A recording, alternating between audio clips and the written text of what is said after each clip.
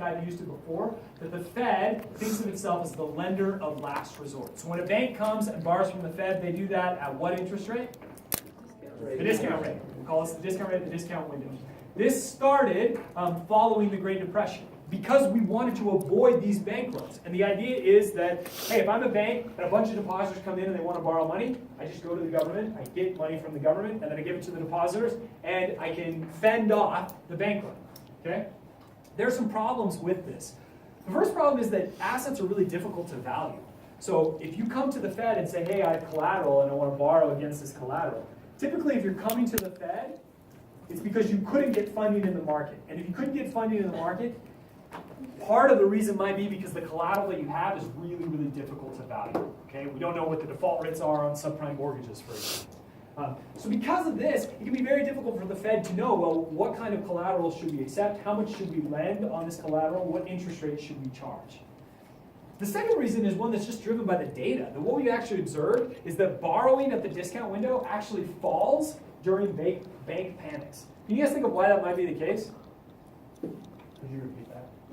What we've observed is that borrowing at the discount window actually falls during bank panics. So the exact time when banks are struggling, we would expect them to borrow more, they borrow less. Max? It's because it's a more expensive borrowing option. Why is it more expensive? Because the interest rate is higher than... Yeah, give me some economics.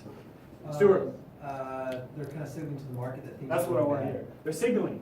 So you got banks, and we all kind of think that they're struggling, but we don't know. And one sticks its head out and says, we need to borrow from the government because we can't get funding from anybody else. They've now removed the uncertainty, and I know that they're struggling. So they've signaled. So this, I would argue that this is exactly why we see borrowing go down during a bank panic. So you're saying that they're signaling to the market, like the public? That they're a credit risk. Because that's a public transaction, basically? That's right, and it's a higher interest rate, like Max was saying. Max is totally right, I want to get the underlying economics. The interest rate's higher. Okay. Further, some have proposed that insolvent banks shouldn't receive federal funds. Why might this be a good argument? Well, I would argue that the government, we don't want the government to be in the business of propping up every single business. We want good businesses to flourish because market participants like them. If we have two sandwich shops and somebody makes a terrible sandwich that no one likes, we don't think the government should step in and bail out that sandwich shop. We let that sandwich shop fail because the economy is better off if the person that runs that bad sandwich shop goes and does something else. We all get more utility out of the good sandwich shop. Same thing for banks, right? There's an argument that could be made that we should let insolvent banks fail.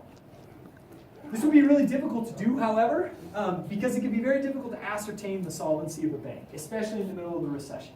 The WAMU example is a perfect one. At the height of a recession, it's very, very difficult to actually be able to value the assets of a bank. Seems kind of like a silly thing to say, but this is the reality. It's just very difficult to know, how do I mark this asset to market? Okay, so this doesn't work very well. So this brings us to FDIC. I've got 2 slides left, guys, so give me just one extra minute. FDIC was